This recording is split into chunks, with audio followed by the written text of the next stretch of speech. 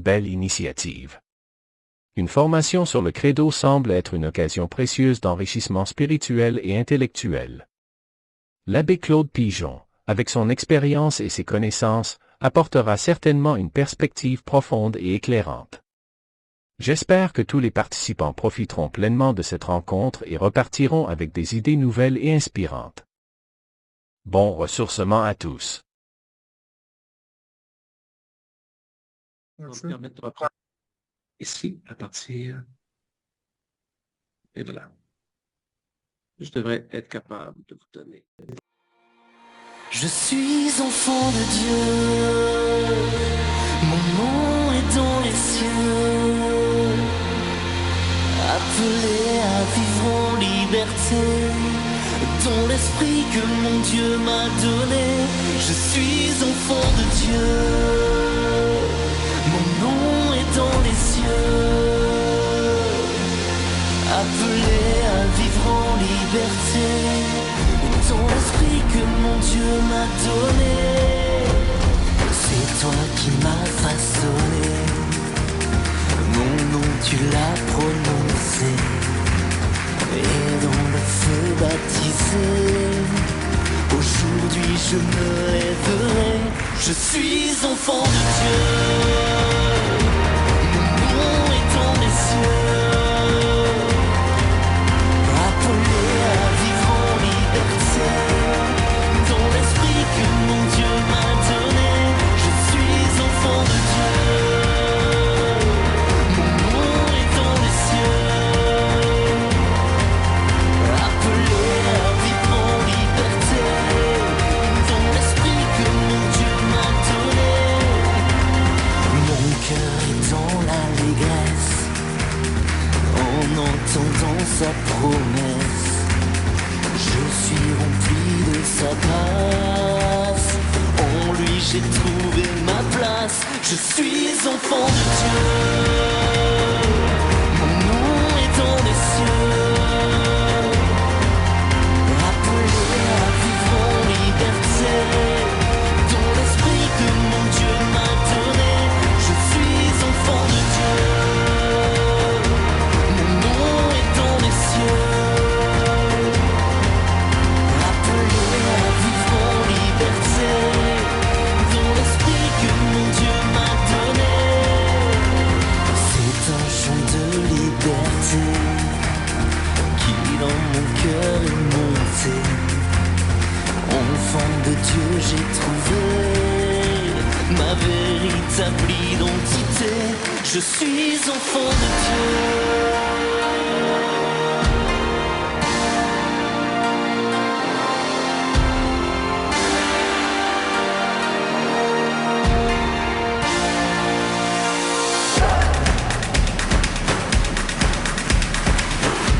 Je suis enfant de Dieu, mon nom est dans les cieux, appelé à vivre en liberté, dans l'esprit que mon Dieu m'a donné. Je suis enfant de Dieu, mon nom est dans les cieux, appelé à vivre en liberté, dans l'esprit que mon Dieu m'a donné.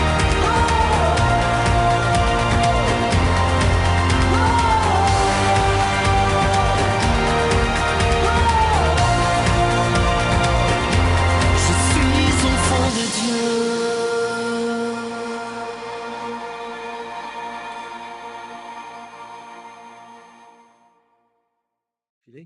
Je vous propose probablement le premier credo qu'on a dans le Nouveau Testament, la première formule de notre profession de foi. Elle vient de Saint Paul dans la lettre aux Corinthiens.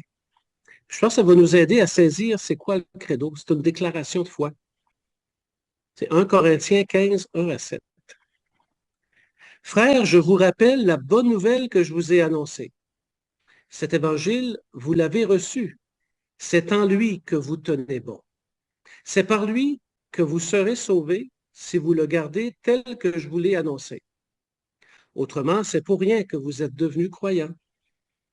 Avant tout, je vous ai transmis ceci que moi-même j'ai reçu. Le Christ est mort pour nos péchés conformément aux Écritures. Et il fut mis au tombeau. Il est ressuscité le troisième jour conformément aux Écritures. Il est apparu à Pierre, puis aux 12. Ensuite, il est apparu à plus de 500 frères à la fois. La plupart sont encore vivants et quelques-uns sont endormis dans la mort. Ensuite, il est apparu à Jacques, puis à tous les apôtres. Vous voyez, déjà, je pense que ça nous donne un cadre par rapport à ce que c'est la profession de foi ou le credo. C'est le message de la foi que l'on a reçu et qu'on proclame, qu'on dit, qu'on raconte, qu'on partage. Alors, Saint Paul dit, moi, j'ai reçu la foi, et voici ce que c'est. Et puis, je ne suis pas seul à croire ça, il y en a d'autres qui croient la même chose. Puis, l'essentiel de cette foi-là, c'est la mort et la résurrection du Christ. C'est ce qu'on appelle le kérigme, ou la première annonce de la foi. C'est le noyau dur de la foi de la communauté chrétienne, comme on le concevait, et au tout début du christianisme, et qui est encore la même foi qu'on partage. Alors, simplement pour nous mettre un peu dans l'esprit de ce qu'est le credo, c'est cette première proclamation, cette première déclaration, cette première annonce de la foi de Saint Paul aux premières communautés chrétiennes. Puis elle remonte aux apôtres. Avec les années, même les siècles, ce qu'on a comme profession de foi, je vais vous la lire pour terminer peut-être ce petit moment de prière. Vous avez probablement le texte du credo pas loin de vous, de la profession de foi, soit dans votre petit prion en église ou dans une version, peut-être que vous le connaissez par cœur aussi déjà. Alors, je le relis tranquillement pour qu'on l'ait à l'esprit puis qu'on puisse ensemble l'approfondir cet après-midi. Je crois en Dieu, le Père Tout-Puissant, Créateur du ciel et de la terre. Le Père.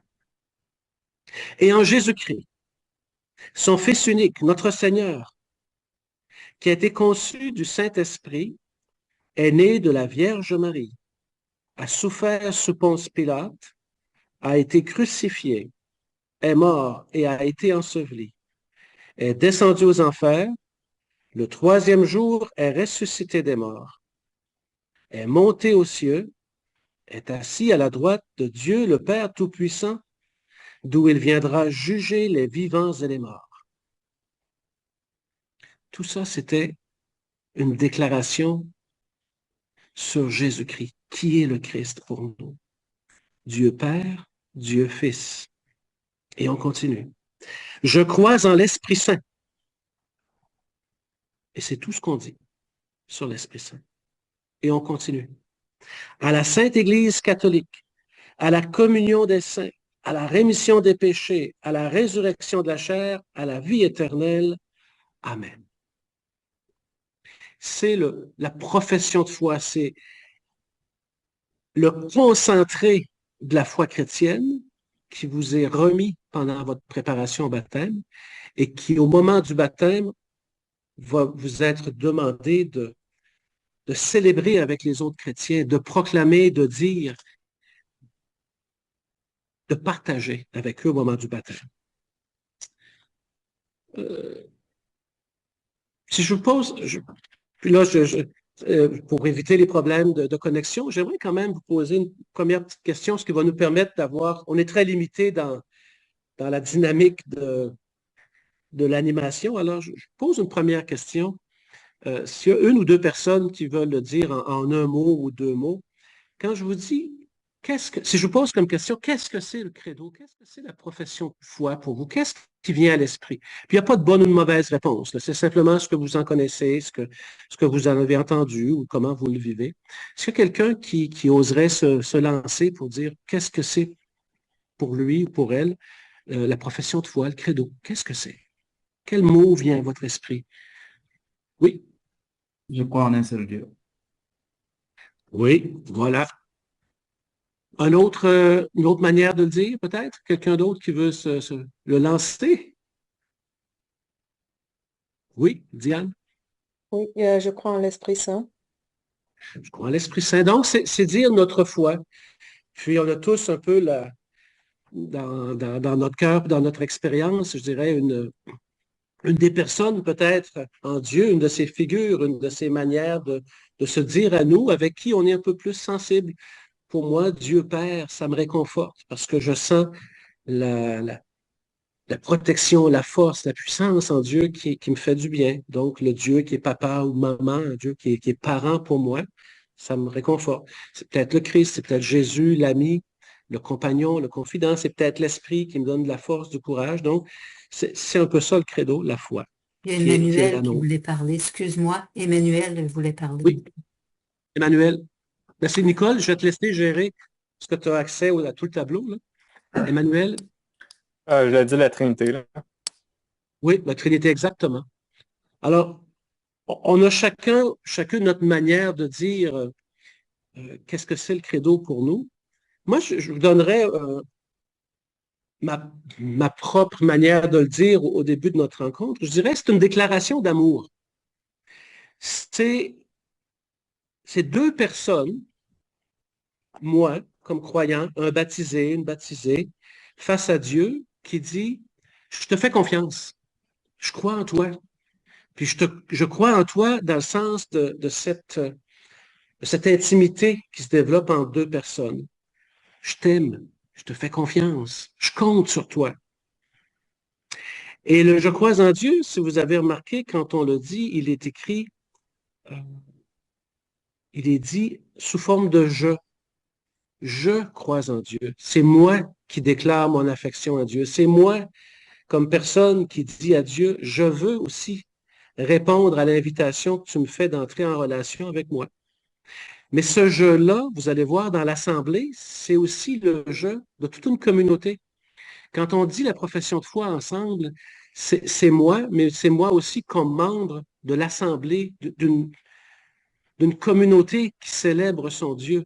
C'est l'Église qui est face à Dieu aussi. Donc, c'est l'Église qui dit, je crois en toi. C'est l'Assemblée qui dit, je suis en relation avec toi, Seigneur. C'est ce Dieu-là qui est Père, Fils et Esprit qui va se manifester aussi dans l'Église. Alors, je pense que l'image de la déclaration d'amour, de cet engagement mutuel est une autre manière de le dire, si ça peut vous aider à le, à saisir un peu ou à approcher le credo. C'est un peu dans cette dynamique-là que je vais vous proposer d'avancer cet après-midi. Vous avez peut-être déjà remarqué qu'il y a deux versions importantes qu'on utilise du credo.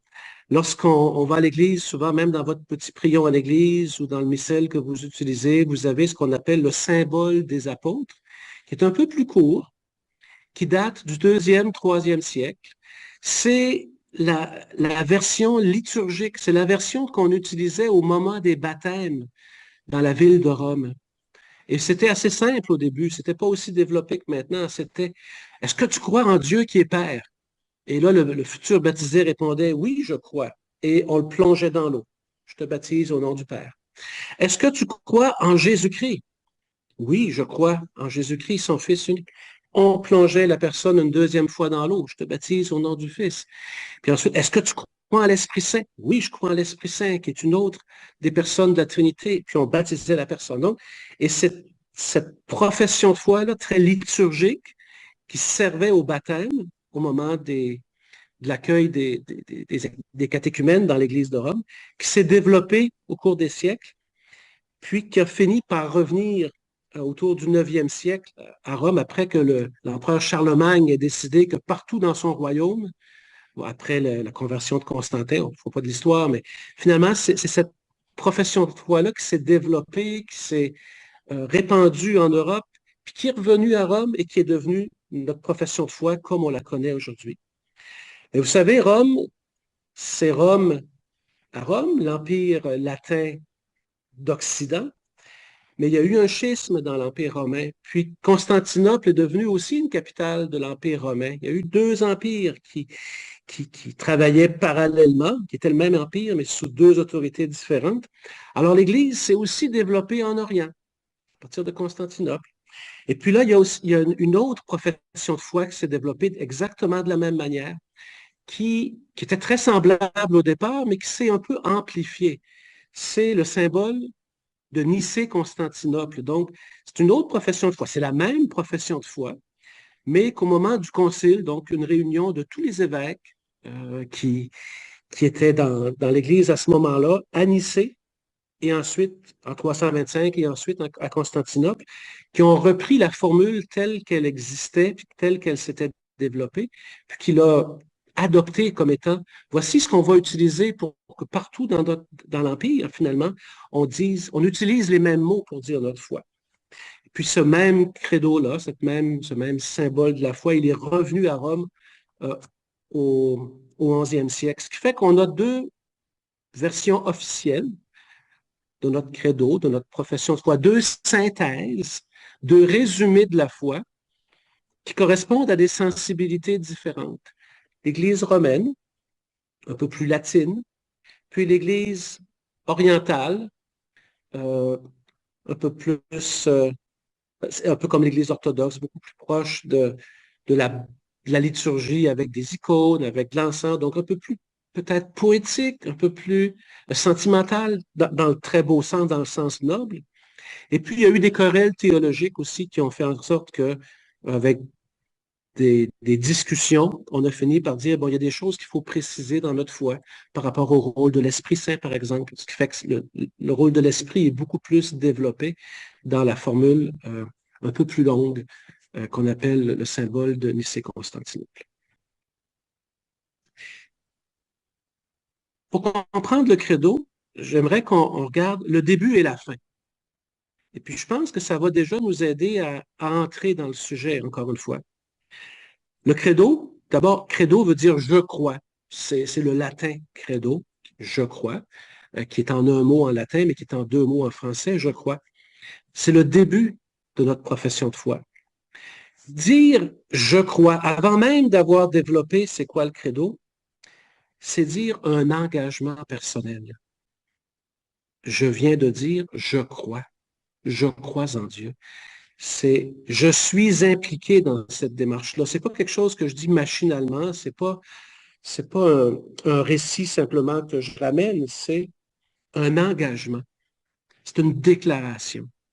C'est un acte de foi déjà, un acte de confiance. Et ce que je vais dire va expliciter ce en quoi, ou plutôt en qui je crois. Et encore une fois, c'est je crois moi personnellement, et c'est aussi souvent je crois l'Assemblée qui parle. Parce que l'Assemblée, lorsque deux ou trois sont réunis au nom de Jésus, ben c'est le Christ est présent au milieu d'eux. Et qu'est-ce que le Christ fait quand il est présent au milieu de nous? Il nous unit. Il fait de nous ses disciples, il fait de nous ses témoins. Puis, il nous unit tellement et nous sommes tellement unis à lui qu'on devient sa présence dans le monde. Donc, on est le corps du Christ, on est son Église. Donc, l'Église, quand elle parle à Dieu, elle parle de personne à personne. Parce que l'Église, elle est habitée de l'Esprit. Quelqu'un l'a mentionné tout à l'heure. Donc, dire je crois, c'est déjà un engagement. C'est déjà un acte de foi. Et puis, ça se termine par Amen, comme une prière. Mais quand on dit Amen à la fin d'une prière, en hébreu, Amen, ça veut dire c'est solide. C'est un roc. C'est un rocher. C'est quelque chose sur lequel je peux construire. Alors, à la fin de ma déclaration de foi, je suis en train de dire, cette foi-là que je viens de déclarer, elle est solide. Je peux compter sur Dieu. Ce Dieu dont je viens de dire les qualités, dont je viens de raconter, on le verra tout à l'heure, qu'est-ce que je fais, qu'est-ce qu'il fait pour moi, qu'est-ce qu'il fait pour nous. Je suis en train de dire que c'est du solide sur lequel je peux construire ma vie. Puis cette foi-là, elle est solide parce que c'est pas moi qui l'invente. Je la reçois. Je la reçois de l'Église. L'Église la reçoit de qui? de Dieu lui-même qui se révèle. C'est ça qui est extraordinaire avec la foi chrétienne. Parfois, il y a des gens qui regardent l'Église de l'extérieur et leur première réflexion, c'est de dire, ben voilà, quelle belle construction. L'être humain s'est construit un Dieu auquel il a le goût de croire. Ben, notre expérience à nous, c'est que c'est plutôt l'inverse. Nous ne nous sommes pas construits un Dieu à notre image. On a reçu un Dieu qui s'est révélé à nous. C'est toute l'histoire du peuple d'Israël et c'est toute la révélation en Jésus. On reçoit la foi qui nous est inspirée, qui nous est révélée par Dieu à travers prophètes, à travers l'histoire du peuple de Dieu, puis on apprend à découvrir, à approfondir cette foi à travers l'Église. Donc, je crois, et puis Amen. Je crois, je m'engage. Amen. Oui, je déclare que c'est du solide.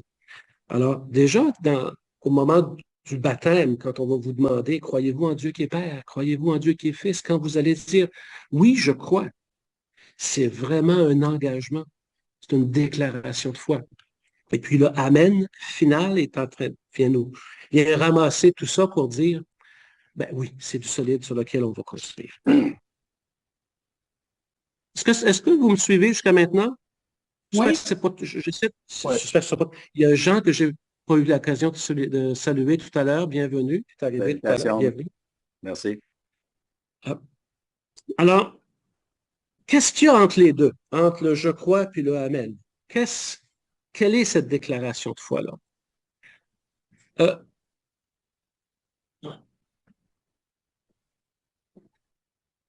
Je vais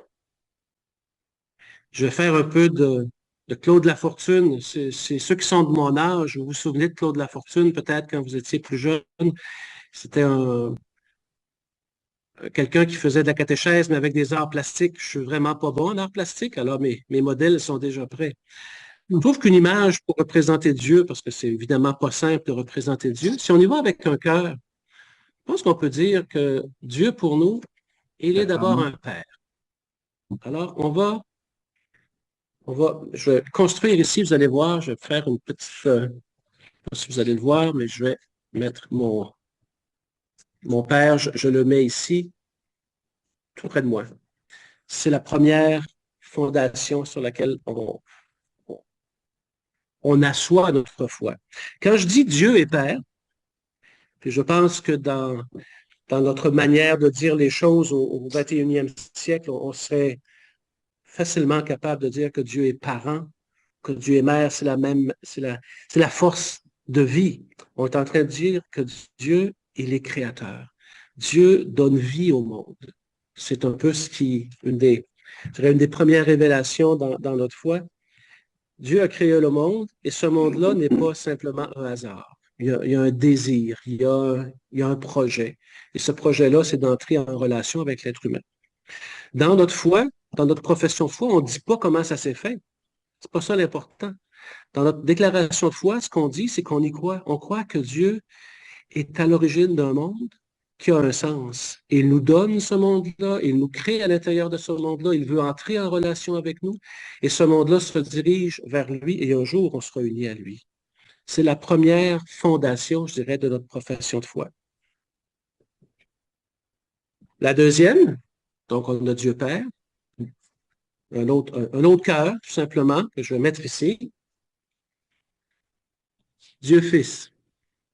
Donc, ce Dieu Père-là, qui est source de vie, il est en lien avec son Fils, avec une autre réalité à l'intérieur de lui. Vous savez, l'amour, pour que ça existe, ça doit être offert, ça doit être donné, ça doit être reçu.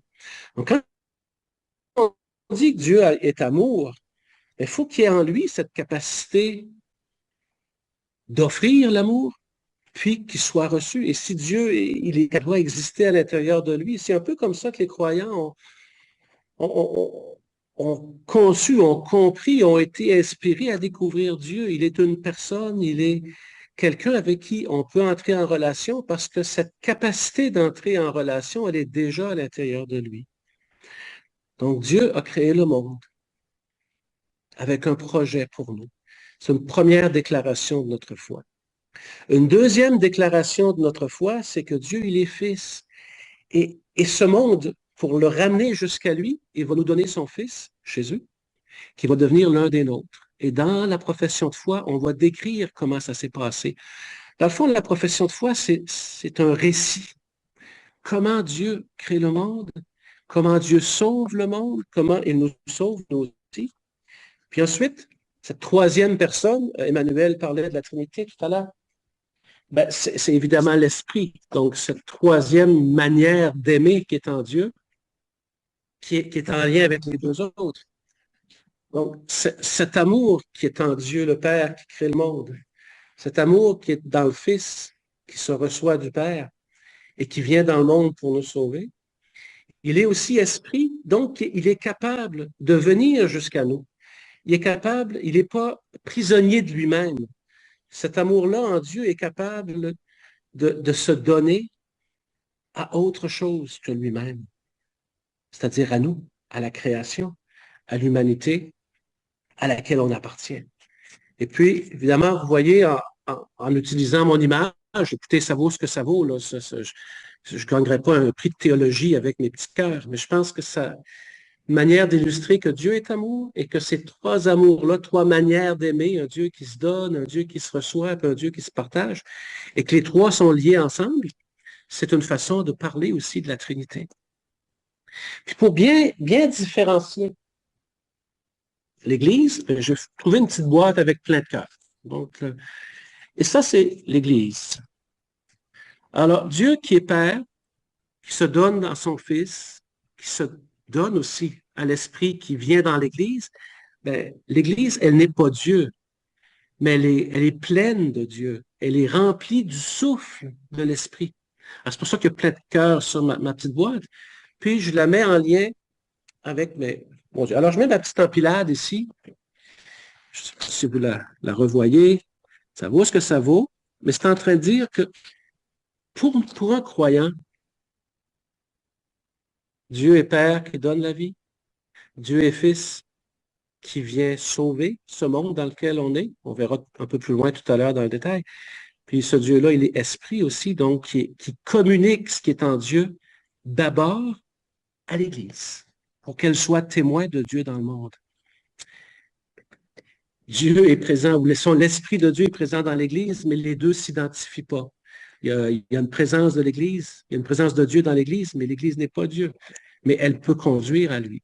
Donc, c'est comme ça que le credo, finalement, il est écrit. C'est une série de récits.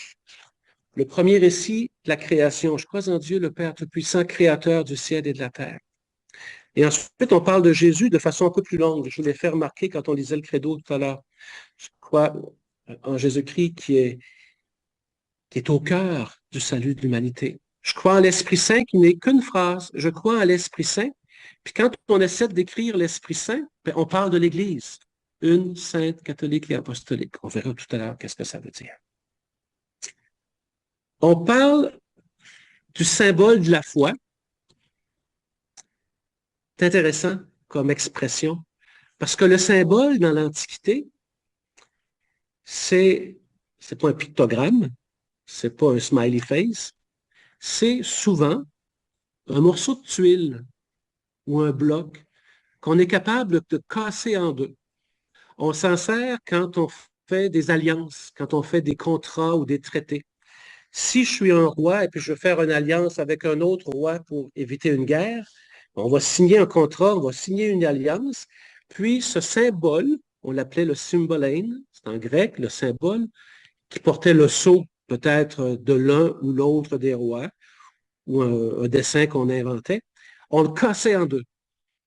Puis chacun partait avec son morceau. Donc, si un jour on avait besoin de l'autre pour venir nous aider, bien, on envoyait un émissaire avec la moitié du symbole, et comme ça, l'autre qui était notre allié pouvait dire, ah, ce messager-là, c'est un vrai ambassadeur de l'autre roi avec qui j'ai fait une alliance. Et on mettait les deux morceaux ensemble, et là, on savait à qui on avait affaire. On pouvait faire confiance au messager.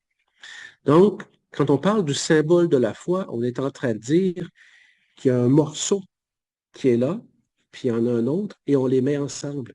Il y a la foi de l'Église, puis il y a ce que Dieu fait, et quand on les met ensemble, on se reconnaît mutuellement. C'est très beau. Quand on prie ou qu'on récite le credo, c'est non seulement on est en train de dire notre foi, on est en train de la proclamer, mais on est en train de dire ce que Dieu fait, il continue de le faire pour nous et on le reconnaît à l'œuvre ou en action dans notre monde. Et ce symbole-là, on vous l'a remis. On vous a donné votre moitié à ce moment-ci. On vient de vous donner votre moitié à vous, puis l'autre moitié, on va la mettre ensemble au moment de votre baptême. C'est-à-dire on vous remet la foi de l'Église, on vous introduit dans la foi pour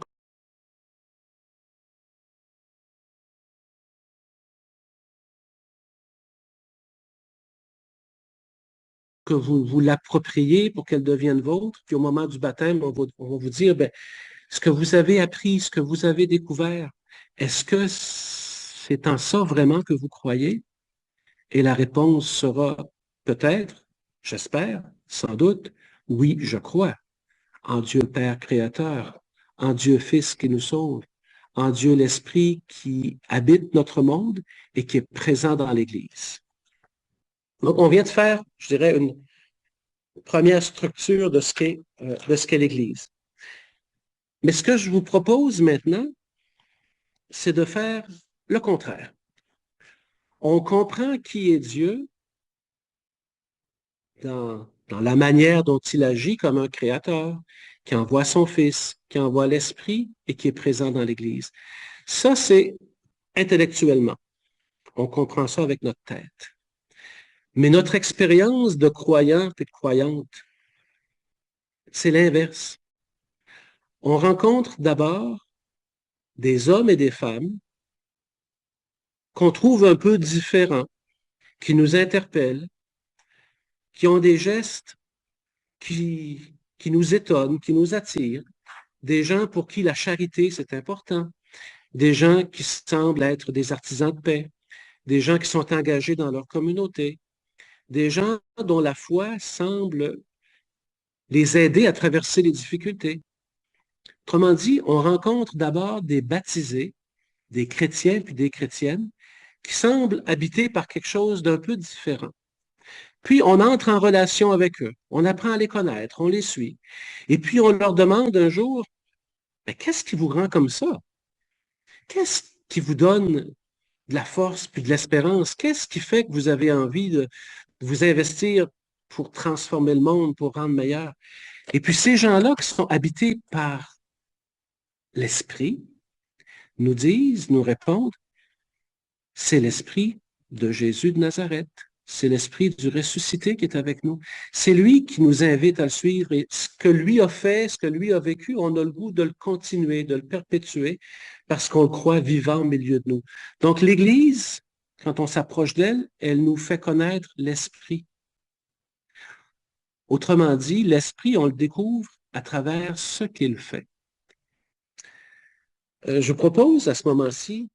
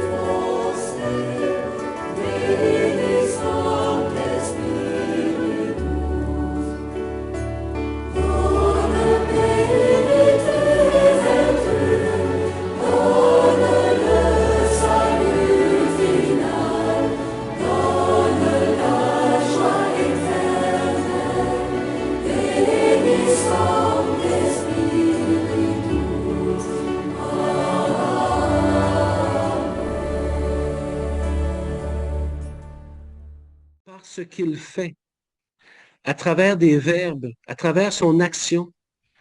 Moi, je pense que souvent, notre première expérience de Dieu, c'est pas tellement de le comprendre dans qui il est, de comment il fonctionne, parce qu'à la fin, on en dit beaucoup, mais on le saura vraiment quand on sera face à face avec lui. Mais par contre, on peut le découvrir à travers son action en nous et autour de nous. Autrement dit, à travers notre expérience. Alors, ce que je vous invite à faire, vous avez un crayon proche de vous, je vais lire le Viens Esprit Saint, qui est une prière très, très belle, très ancienne,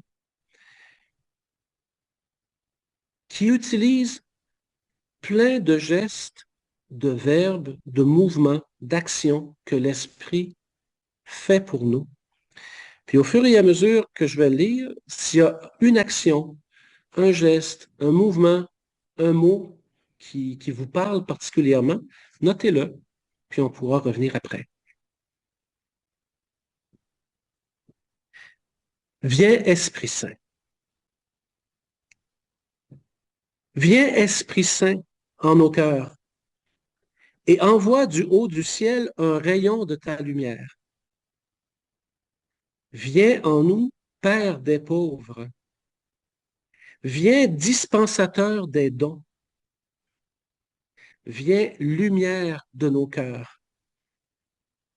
Consolateur souverain.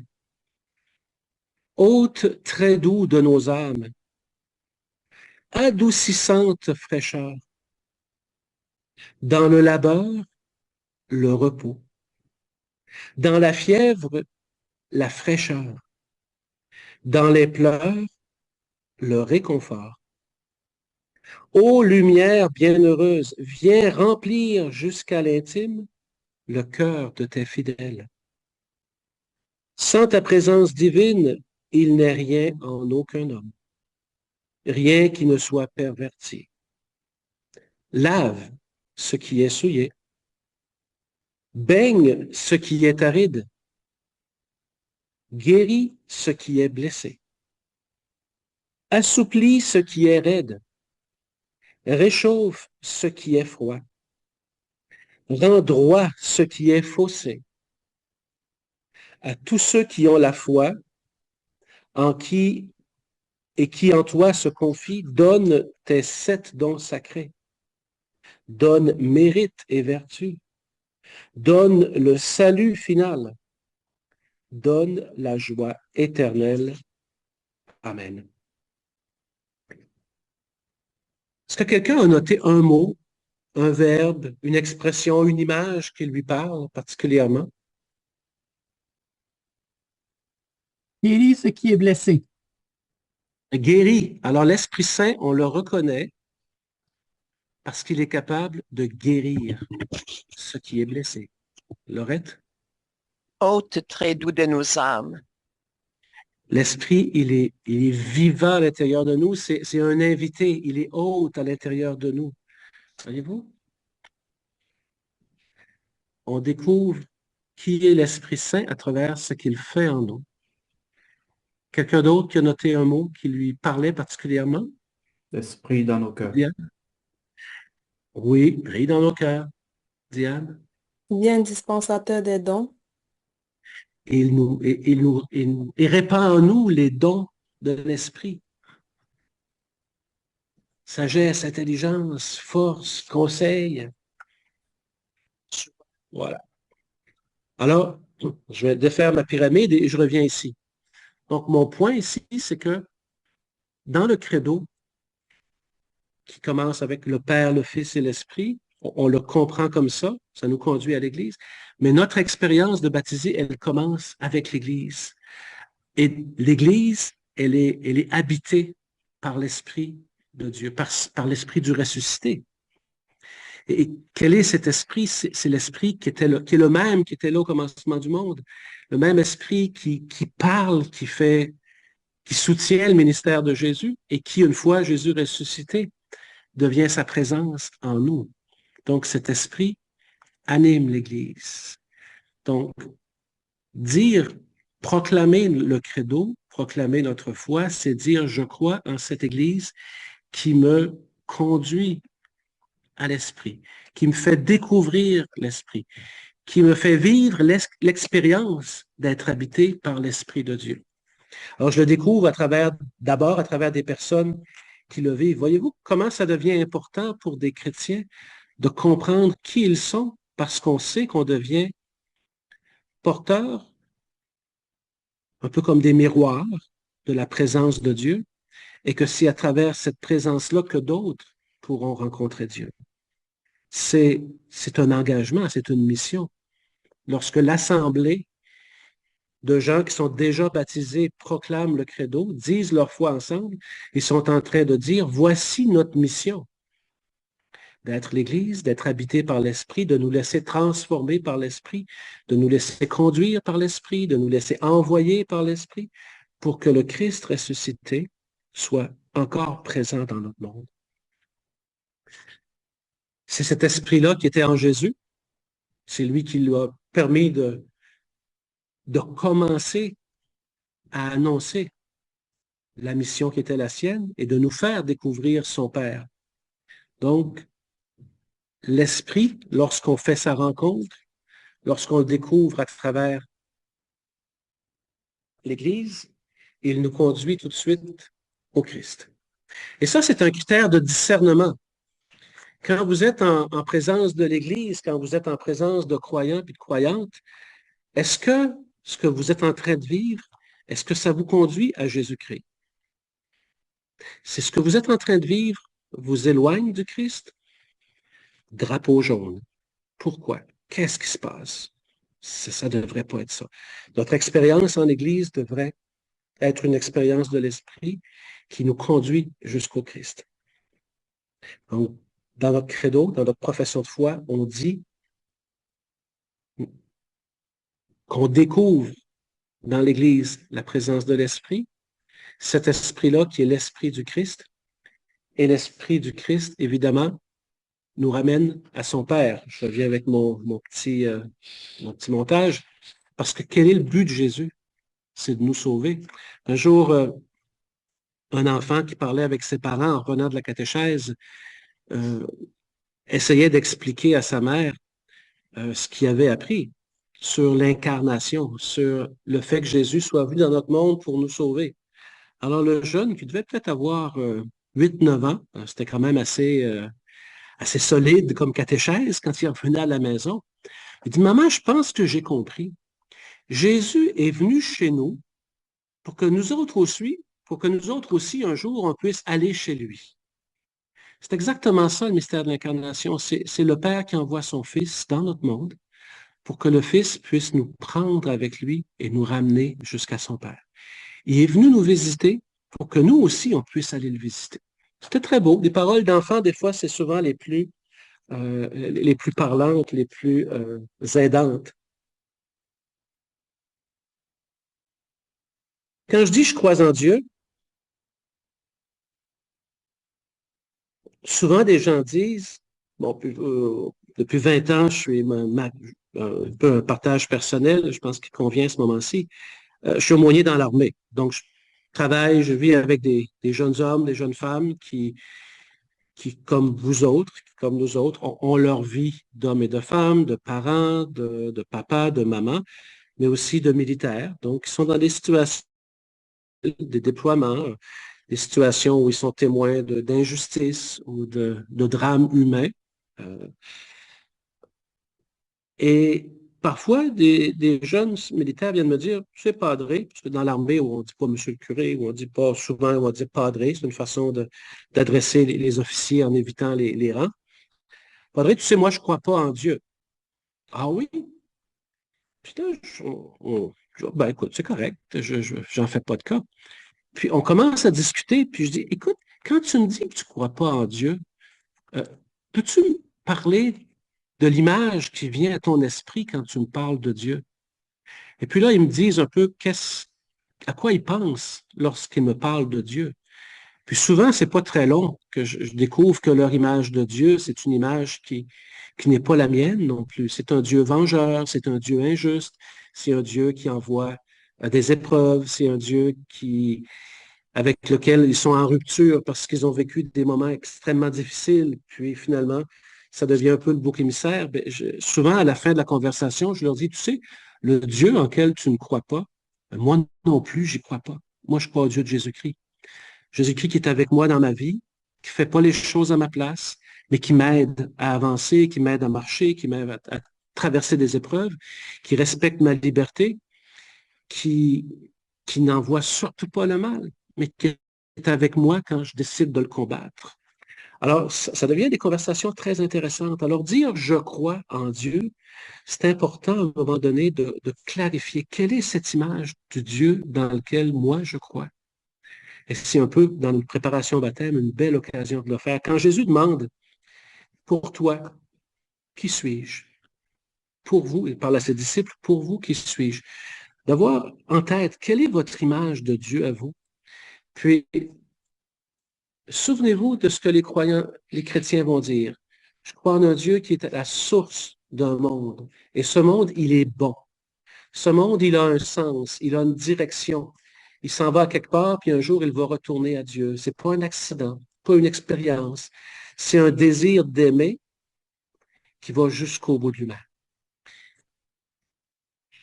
C'est un fils qui est envoyé par son père dans le monde pour le réconcilier. Parce que tout seul, l'être humain ne serait pas capable d'accomplir tout ce que Dieu attend de lui. On est limité, on est fragile. Alors, c'est le Père qui dit, je veux tellement que vous réussissiez à revenir à moi un jour, que je vous envoie mon propre Fils, pour que tout ce qui est mal, tout ce qui est péché, tout ce qui est informité, difformité, tout ce qui est empêchement de venir à moi, tout ce que votre liberté n'est pas toujours capable de surmonter, bien, qu'il puisse le réparer et que vous ayez accès à moi encore. C'est le Dieu qui est esprit, qui se fait proche de nous, qui vit en nous et dans l'Église, pour être capable de nous présenter ce Dieu qui nous aime. Et puis, c'est ma foi en l'Église. L'Église, c'est certainement pas un groupe de parfaits, c'est un groupe de disciples. C'est un groupe de personnes, des hommes et des femmes, avec leurs qualités et leurs défauts, qui essaient de vivre de l'Esprit de Jésus. Habités par l'Esprit pour rendre témoignage à ce que Dieu fait pour nous. Et tout ça, c'est dans l'expérience. Alors, on n'est pas dans une dynamique de croire avec c'est vrai ou c'est faux. La foi n'essaye pas de dire comment le monde a été créé. La foi dit pourquoi le monde a été créé.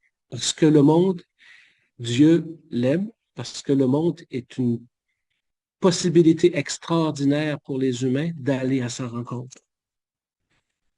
Ce Dieu-là, il est personnel. Et ça, dans notre credo, c'est extraordinaire et très, très, très important. Dieu, c'est une personne. C'est quelqu'un avec qui je peux entrer en relation. Pardon. Les chrétiens et les chrétiennes qui font l'expérience de la présence de l'Esprit font l'expérience d'un esprit qui est une personne avec qui ils peuvent converser. Et ça, c'est extrêmement important parce que Dieu, pour nous, c'est pas simplement une puissance diffuse, c'est pas le fruit de notre imagination, c'est... Pardonnez-moi. Oui, c'est une personne qui veut entrer en relation. Et ça, c'est assez unique dans la foi des chrétiens. C'est c'est un Dieu qui décide d'entrer dans le monde pour entrer en relation avec nous.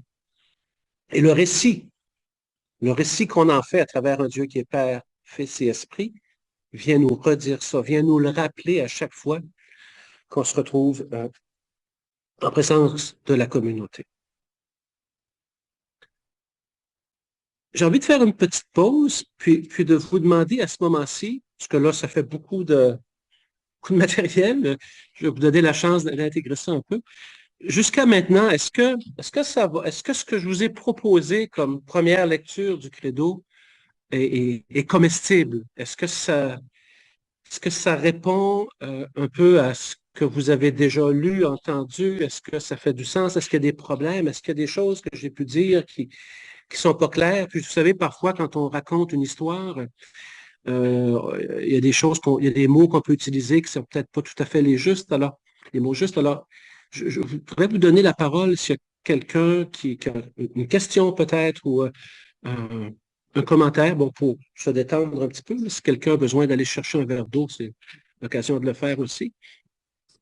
Mais j'aurais le goût de, je ne peux pas dire ouvrir le plancher, mais ouvrir la table. Questions, commentaires, réactions, pour que quelqu'un d'autre prenne la parole aussi. Ça, c'est pour aider les autres à digérer ce qu'on vient d'entendre. J'ai bien aimé, Est-ce moi, que ça tient la route? oui, j'ai bien aimé l'aspect de la déclaration d'amour. Moi, ça m'interpelle beaucoup, cet acte de confiance-là. Là. C'est très inspirant, merci.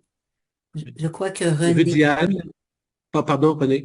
Nicole, je te René, laisse aller. d'accord, René veut prendre la parole.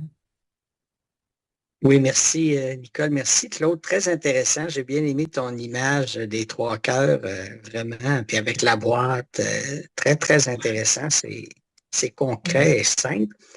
Je trouve que j'oserais utiliser une comparaison. Dans ma paroisse, je fais partie aussi du comité de la Saint-Vincent-de-Paul. Puis au début de chaque rencontre, on lit toujours la mission, les valeurs de la Saint-Vincent-de-Paul et la mission. Et je dirais le credo, c'est un peu aussi, un peu comme les valeurs puis la mission de l'Église puis de notre foi. Alors, ça donne les balises puis les paramètres à l'intérieur de laquelle on agit. Alors, c'est le commentaire que je voulais faire. Merci. Merci, René. Ouais. Juste pour compléter, le Père qui va vers le Fils qui va vers l'Esprit, puis l'Esprit qui envoie l'Église en mission. Alors, c'est vraiment l'idée de ce témoignage. Puis c'est l'expérience que les hommes et les femmes font de rencontrer le Christ à travers des gens engagés qui perpétuent les valeurs du Christ, qui perpétuent son message et puis le témoignage qu'il a donné. Merci, René. J'avais vu Diane aussi. Oui, Diane. Oui, j'avais plutôt une question. Je ne sais pas si je n'ai pas Oui, bien sûr. bien compris. Au niveau de, je crois en Sainte Église catholique, je n'ai pas bien compris les explications qui étaient en lien avec le Père, le Fils, le Saint-Esprit, avec l'Église en fait, avec l'Église Oui. catholique. J'aimerais mieux comprendre cette partie, spécialement cette partie en fait. Oui, bien sûr.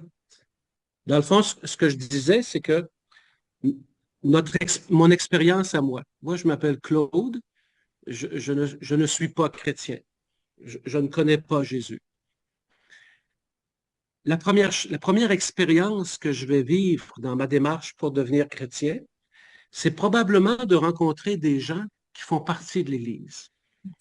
Des gens qui travaillent à la Saint-Vincent-de-Paul, des gens qui enseignent peut-être la préparation des sacrements, des gens qui sont à l'hôpital et qui visitent des malades, des gens qui organisent je sais pas moi, des activités pour les plus pauvres.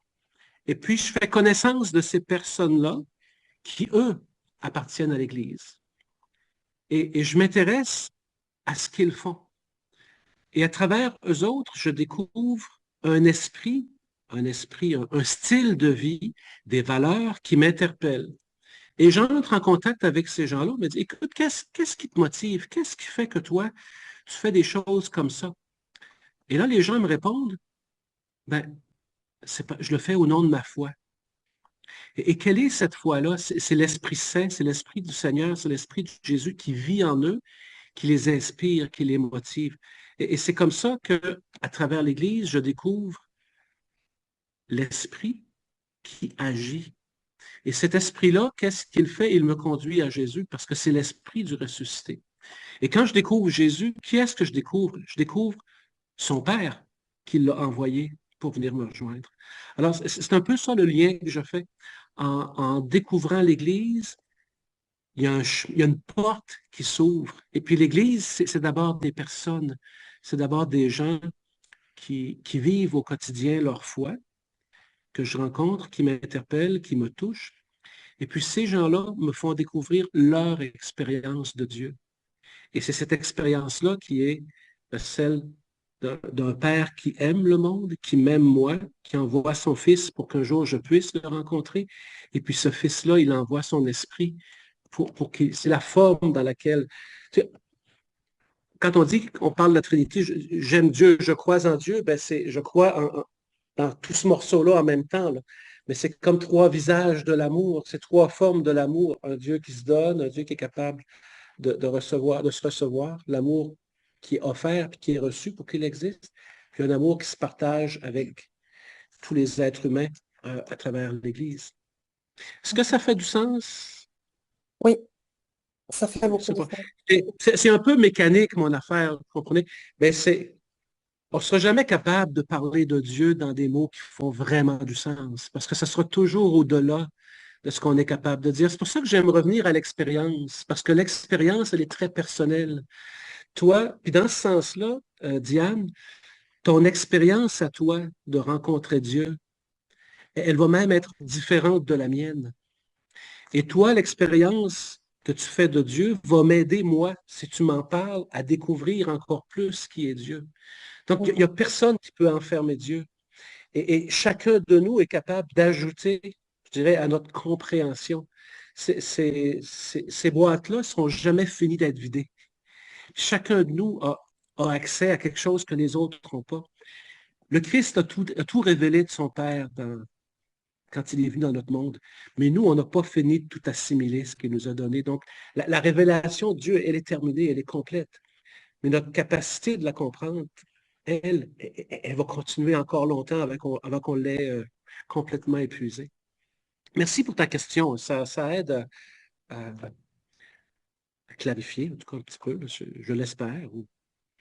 Oui, c'est beaucoup mieux. Mais non, merci. Quelqu'un d'autre, commentaire ou réflexion aussi peut-être? Bon, alors voilà. Alors, je vais vous poser une question. Qu'est-ce qui se passe entre deux personnes et à l'intérieur de deux personnes quand on aime? Quand moi, je suis amoureux de quelqu'un, si je suis amoureux de quelqu'un, une autre personne devant moi, qu'est-ce qui se passe à l'intérieur de moi? En général, souvent, la plupart du temps. Raman. Moi, je peux dire d'abord, il y a de l'amour, Oui. Ça l'amour, se et puis manifeste comment? euh, par le fait qu'on soit tout le temps ensemble, on soit tout le temps en communion, on communique tout le temps, et puis il y a de l'attachement aussi. L'attachement, le Oui. désir d'être proche, Diane aussi. Lorsqu'on aime une personne en général, on a tendance à tout partager avec cette personne, à beaucoup échanger et passer beaucoup de temps avec cette personne. On a le goût d'être intime, hein? On a le Oui, goût d'être proche. C'est le goût presque, d'être proche. on a même le goût d'être fusionnel parfois. Il faut faire attention si on veut que notre amour soit équilibré et que ça dure. C'est instinctif. On a le goût d'être avec l'autre. On voit juste les qualités, on ne voit pas les défauts. On aura bien le temps de les voir plus tard. Alors, profitons-en quand ça arrive. Alors, autre chose? On est heureux. On est heureux et ça produit de la joie. Bon, voyez-vous, ce que je suis en train de vous dire, là, c'est l'explication de ce qui se passe ici. Quand on découvre l'Esprit de Jésus dans l'Église, quand un baptisé découvre la personne de Jésus à travers son esprit, ça nous transforme. La déclaration d'amour dont je vous ai parlé au début, là, c'est ici qu'elle se vérifie concrètement. C'est aimer Dieu, aimer le Père, le Fils, l'Esprit, aimer Jésus, se sentir aimé par lui, se sentir aimé par l'autre, se sentir accueilli, pardonné, transformé. Ça transforme. Voilà ce que ça fait pour nous. Alors, c'est le lien que je voulais faire avec ce qu'on a dit au début. À la différence, c'est super important, que nos deux êtres humains qui s'aiment, ben, il y a tous nos petits travers, le danger peut-être de vouloir être fusionnel, les peurs d'aimer complètement, la peur de faire confiance à l'autre, la peur d'être déçu, toutes nos blessures qu'on porte. Mais là, on parle de Dieu. Donc, la relation d'amour que je construis avec Dieu, ou cette relation d'alliance ou d'amour que lui construit avec moi, c'est avec quelqu'un qui n'a pas les zones d'ombre que moi, comme être humain, je peux avoir avec d'autres. Il peut y en avoir à l'intérieur de moi, mais pas du côté de Dieu, parce qu'il est amour, l'amour parfait. Donc, cet amour-là qui vient en moi, il me transforme. Et c'est ça que je déclare, c'est ça que je dis quand je professe ma foi. Quand je dis je crois en Dieu créateur, je crois en Dieu qui transforme, je crois en Dieu qui est source de vie, je crois en Dieu qui me transforme moi aussi. Je crois en Jésus, son Fils, que le Père envoie dans le monde. Je crois en Jésus qui m'a tellement aimé qu'il est devenu l'un des nôtres. Il a partagé ma vie humaine, mon corps. Il a eu un corps comme le mien, avec des blessures ou des souffrances. Puis on le voit au moment de la croix, quelqu'un, il a vécu sa passion avec la même douleur qui serait la mienne si j'étais dans sa situation. Je crois en l'Esprit qui est à l'intérieur de moi, qui est envoyé, donc qui vient aussi faire tout ce qu'on a identifié dans le bien Esprit Saint. Donc, la conséquence d'aimer Dieu, de se laisser aimer par lui, c'est d'être transformé comme deux personnes qui s'aiment, se transforment mutuellement en faisant confiance à l'autre. Donc, rappelez-vous, je crois, je fais confiance. Amen, je crois que c'est du solide sur lequel je bâtis ma vie. Croire, c'est se mettre en route. C'est se mettre en route en Église vers le Christ et le rejoindre tout simplement à travers tout ce qu'il fait pour nous. Ce que le Dieu créateur fait, ce que Dieu à travers Jésus, ce que Dieu à travers l'Esprit fait aussi, c'est donner un sens à la vie, à ma vie. Et ça, c'est aller plus loin qu'une simple déclaration de foi. Quand je dis je crois en Dieu, Père, Fils et Esprit, quand je crois en l'Église comme une communauté de disciples qui essaie de vivre l'Évangile, je suis en train de dire que ma vie, elle a un sens. Je suis en train de dire que ma vie, c'est d'aller à la rencontre de Dieu, à la rencontre d'un Dieu qui, lui, le premier, est venu à ma rencontre à travers la création, à travers son souffle de vie qui a créé le monde, à travers son Fils, qui est sa parole, qui s'incarne dans le monde, qui se fait proche de moi, qui se rend accessible. Comme le petit garçon disait, c'est Jésus qui vient me visiter pour qu'un jour, moi aussi, je sois capable de lui rendre visite chez lui, chez son Père, dans son royaume. C'est dire notre foi dans le monde dans lequel on habite. Et ça, j'ai le goût d'insister parce que, je ne veux pas entrer dans le détail, mais je veux simplement souligner qu'actuellement, vous comme moi, on est témoins de choses au plan géopolitique dans notre monde, sur notre planète, qui parfois font peur. Et qu'est-ce qu'on a à dire, nous, comme chrétiens, à partir de notre espérance?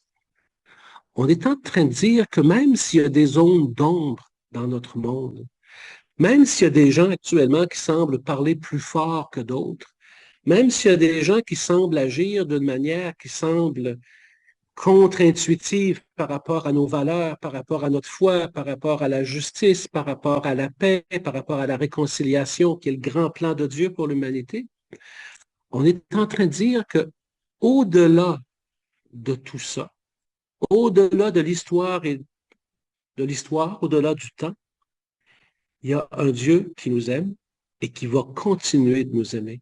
Ça, c'est la foi profonde des chrétiens.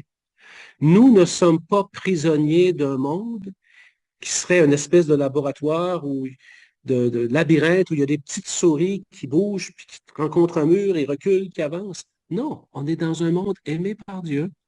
Et parfois, notre liberté, elle est mise à mal. Il y a des gens qui ont plus d'influence que d'autres, qui vont utiliser leur liberté d'une manière ou d'une autre, parfois pour le mieux, parfois moins bien. Mais au-delà de tout ça, le monde dans lequel on vit, il est déjà sauvé, il appartient à Dieu. Et Dieu, son plan, un jour, c'est de nous ramener à lui. Et ça, c'est une espérance qui devrait sans cesse nous aider à traverser nos épreuves personnelles, mais aussi nos épreuves collectives. En ce sens-là, plus ça va mal dans le monde, plus on a besoin des chrétiens. Parce que notre histoire, depuis 2000 ans, c'est justement d'être capable de rappeler la beauté du monde, malgré ses blessures, malgré ses cicatrices, et l'amour de Dieu qui reste fidèle à ses promesses. Et sa promesse, c'est de nous rendre un jour, de nous rendre unis, de nous unir à lui en son Fils. Croire, autrement dit, je vois qu'il est 15h20, croire, autrement dit, c'est faire confiance. Et faire confiance, c'est avoir de l'espérance. C'est croire qu'il y a toujours plus que ce qu'on veut. Et c'est ça qu'on apporte de spécifique à l'humanité, comme chrétien, comme chrétienne. Et puis l'expérience qu'on en fait comme personne humaine, c'est d'abord dans notre propre vie, de savoir qu'on est aimé au-delà de tout, au-delà de nos limites, au-delà de nos erreurs, de nos péchés, de nos fragilités, parce que le Christ nous sauve et c'est exactement ce qu'on va rendre visible au moment du baptême, une plongée dans l'eau, que ce soit un petit peu d'eau sur la tête ou quelque chose d'un peu plus visible, c'est cette spirituellement, c'est une plongée dans le cœur de Dieu, littéralement. Baptiser, ça veut dire plonger. On plonge dans quoi? On plonge dans la mort et la résurrection du Christ. On plonge dans le cœur de Dieu. On plonge dans sa vie. Comme Obélix, on est tombé dedans quand on était petit. Au moment du baptême, on est plongé dans la potion magique. Mais c'est dans la foi et l'espérance qu'on est plongé. Puis elle va nous habiter toute notre vie, du moment qu'on la garde vivante.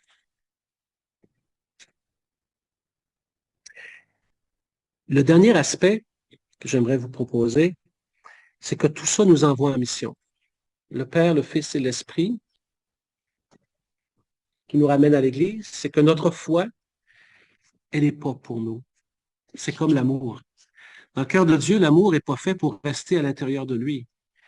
L'amour, il est fait pour être partagé. L'amour créateur, l'amour du Père s'en va vers le Fils le donne à l'Esprit, puis l'Esprit le répand dans l'humanité ou à travers toute la création. Et lorsque cet amour qui est en Dieu arrive dans ma boîte Église, ben, c'est pas fait pour être, au contraire de ma boîte, là, qui est pleine de l'amour de Dieu, ben, c'est pas fait pour mettre un couvercle pour pas qu'on la perde. C'est fait pour être répandu. C'est fait pour être partagé. La plus belle image de ça, et c'est le résumé du credo que je vous propose, c'est le signe de la croix. Quand on fait notre signe de croix, on refait exactement ce que fait le credo. Puis je vais le faire doucement en ajoutant des mots. Notre signe de croix, on dit au nom du Père et du Fils et du Saint-Esprit, Amen. Je vais refaire mon signe de croix en vous disant comment c'est un résumé du credo. Je crois dans Dieu le Père,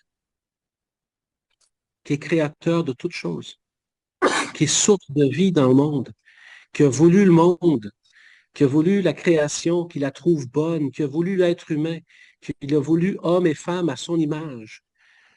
Et cette vie-là, elle continue d'exister. Elle continue d'être donnée. Elle continue d'être répandue.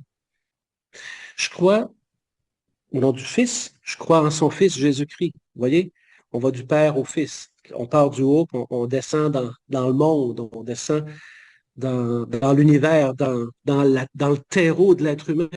Je crois en Jésus-Christ qui a pris notre humanité, qui est venu partager un corps humain, qui est venu partager le temps, l'histoire, qui comprend c'est quoi être prisonnier d'une heure, d'une journée, d'une semaine, d'un mois, parce que ça n'existe pas en Dieu tout ça. Et Jésus est entré dans cette humanité pour comprendre toutes les limitations qui sont les nôtres, pour les transformer aussi, pour leur donner un sens puis une direction. Donc, ce qui est en haut dans le Père descend chez le Fils et ça s'en vient dans le monde.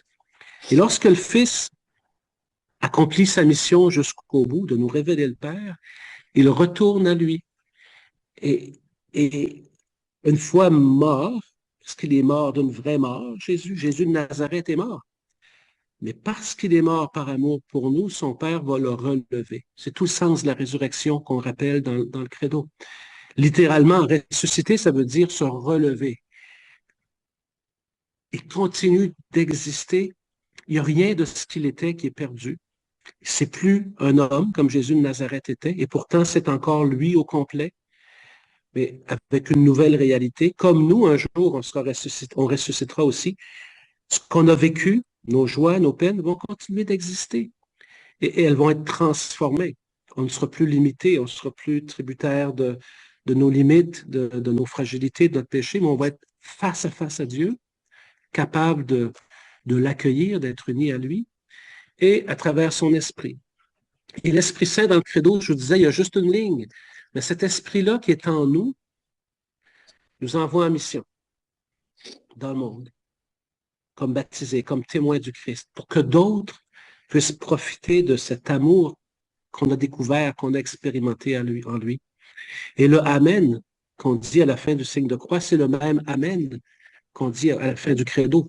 Ce que je viens de dire là, je crois en Dieu qui est Père, qui crée le monde. Je crois en Jésus-Christ qui sauve le monde. Je crois en l'Esprit qui nous donne accès à la vie du Père, puis à la résurrection aussi.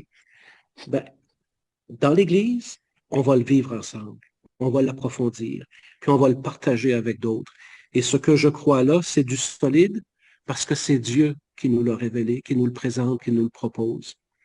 Et nous, on en fait l'expérience. Donc, je trouve que le signe de croix que vous avez reçu au début de votre présentation, de préparation au baptême, très probablement, vous avez été marqué du signe de la croix. C'est une manière de dire que vous avez été marqué par la présence de Dieu dans votre vie. Dieu créateur vous a créé aussi. Dieu sauveur vous sauve aussi. Il veut que vous soyez un jour avec lui à travers la résurrection.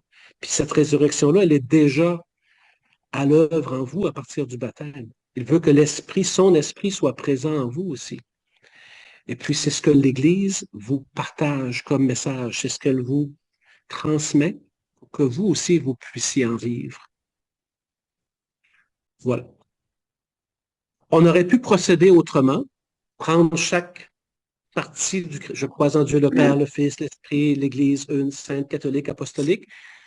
J'ai un petit résumé que je pourrais envoyer peut-être à Nicole pour vous, si ça vous plaît de pouvoir le revoir, mais peut-être que je me suis trompé et là, je vais vous donner la parole. Je voulais plutôt vous donner une perspective sur le mouvement de croire en Dieu, c'est pas simplement réciter une formule. C'est une expérience avec Dieu dans sa vie. C'est une expérience que l'on partage avec les autres croyants, avec l'Église. La foi, on ne l'invente pas, on la reçoit par l'Église. Ah, voilà. Je comme une clé, c'est derrière. Ma foi, je la reçois de l'Église. Elle m'est transmise par elle. Puis cette foi-là, c'est elle qui me conduit à Dieu qui est Père, Fils et Esprit. Et puis, c'est le reste de ma vie pour l'approfondir. J'arrête ici. Il est